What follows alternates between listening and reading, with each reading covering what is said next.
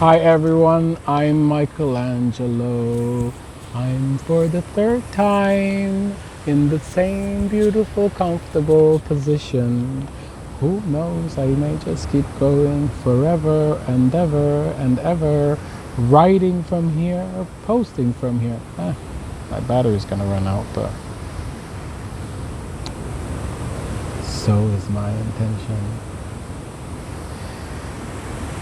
Episode 23 of my conversations with BlueGod, conversations with my higher self, with your higher self, with the part of the universe that is with a capital I, period.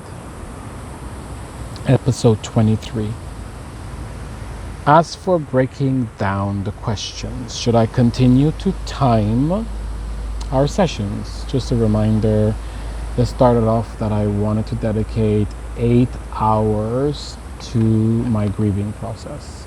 So I just recently finished the 8 hours of writing, so I was keeping track of the minute to minute to honor the 8 hours. And so spontaneously, after a couple of hours of writing, I started writing to BlueGod instead of just free flow journaling. So the 8 hours has ended just recently, and I'm asking, should I continue to keep track of the amount of minutes that I'm writing? And the answer I got was no need, at least for now. Instead, I would commit to, at minimum, one check-in per day, minimum, and try to honor that as much as possible until it becomes a real habit. If you miss a day here and there, don't worry. And if you are away from your laptop, then use your phone or a designated notebook to write. You will see, you will not need to time our sessions in order to motivate you once you really get going. You will be addicted because you love me. I do. And since I have not reminded you so far today, let me do so right now. I love you more than your mind will ever allow you to know. You can just say, I am loved more than my mind will ever know. Repeat this to your mind often, or something similar that comes to you spontaneously. The mind also knows this, but it has a vested interest to stop you from knowing it. Don't be angry at it. It is just doing its job, and the mind knows how to do its job brilliantly. But if you remind it often that you too know, it may ease off a little. It will give you a bit more slack, knowing that you are in on the game.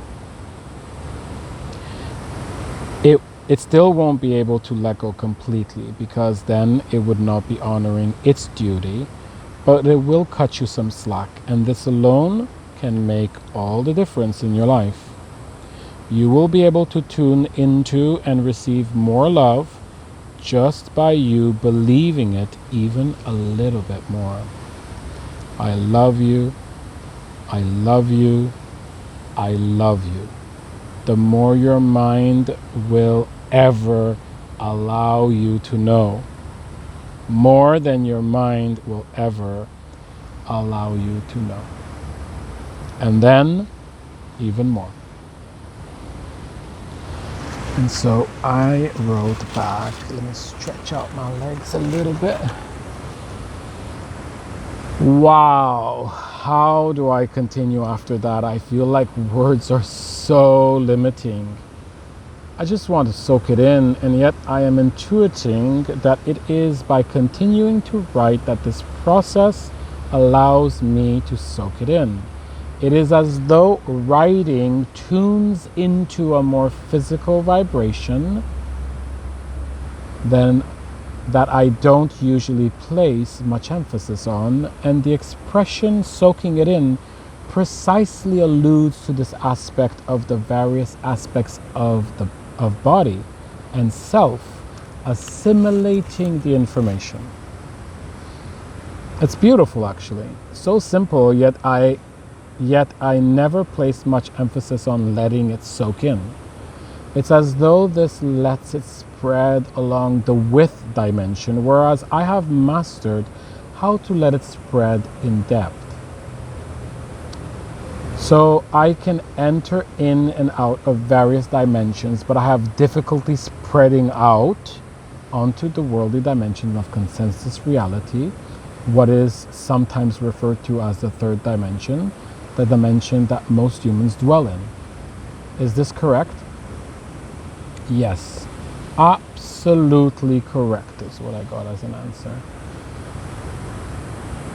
You know all of this intuitively. And, like you said, in a very complex and multidimensional kind of way, that is why you're able to even explain it to people in very clear ways. But now you need to work on letting you know it physically and viscerally. Let me tap, tap, tap, tap, tap. Just tap your body. Let's put this pad down and just do some chi tapping.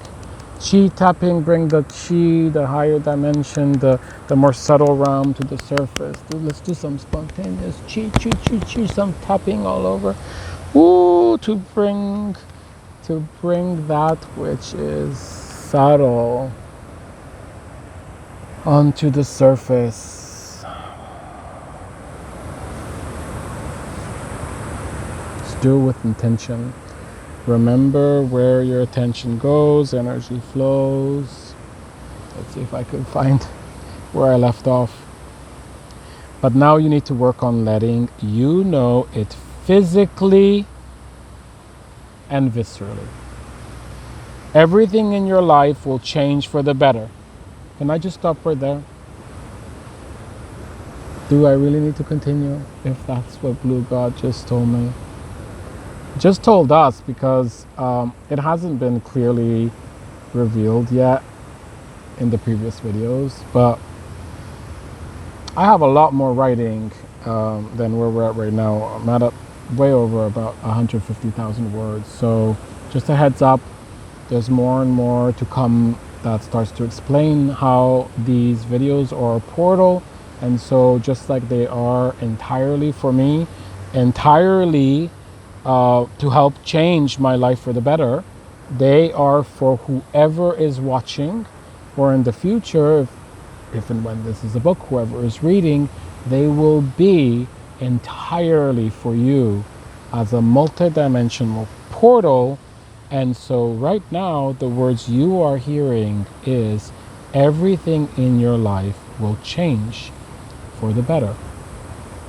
And yes, that is what we are doing here. I really am excited for you. This is rare even for me.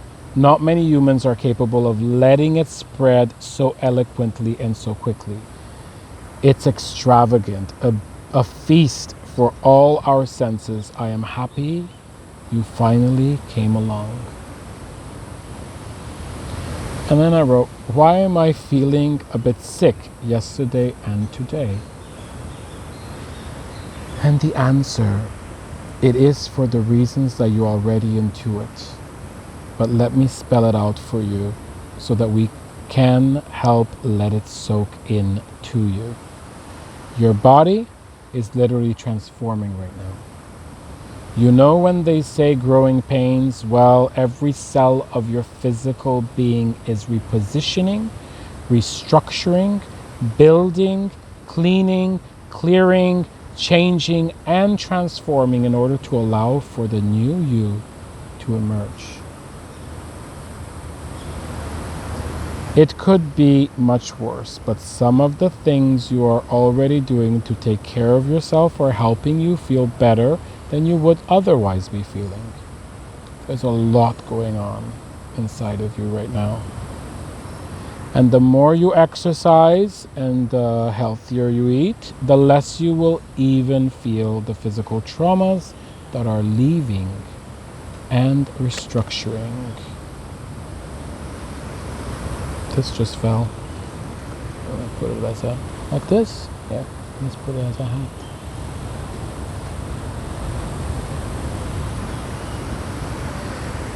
There's a lot change. There's a lot of change happening, even on the level of hormones. It is not necessary to go into details right now. Just think growing pains and take extra time to rest. And I wrote any other physical things I should be taking, like supplements, or what should I be emphasizing that will specifically help ease this transition of mine. And so ends episode number 23. This is the orangey reddish leaf that I mentioned when I first talked about in one of the videos, the sea almond plant. That's how you can identify.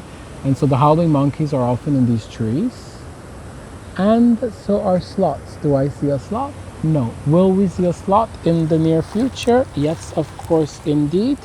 Are there any almonds that I can show you? Yes, here they are. There are so many. Here's one. Have I cracked any open, like I said in that previous video where I so silly said I'm gonna crack them open, as though right after I was talking about sloths. Crack them open because I did some research, and so they are edible. How do you eat these? I'm not sure. I will do more research, and when I find out, I will let you know, in case you come across a sea almond tree and you're hungry or you just want to enjoy. I love you. I love you. I am you. You are me. I'm just looking down to say it's episode 23 that we just are closing right now. So I'll see you in episode 24. I might still be sitting in this. Before I do my last video, if I remember, I'm gonna move the camera back so you can see. You can't really see what an amazing spot this is. There's a perfect crevice in this tree opening that is just so comfortable for my back, for my head. And then somehow there's a bunch of these leaves that all fell into, so I have like a cushion of leaves that I'm sitting on. I love you. I am you. You are me. I love you. I'll see you in the next episode.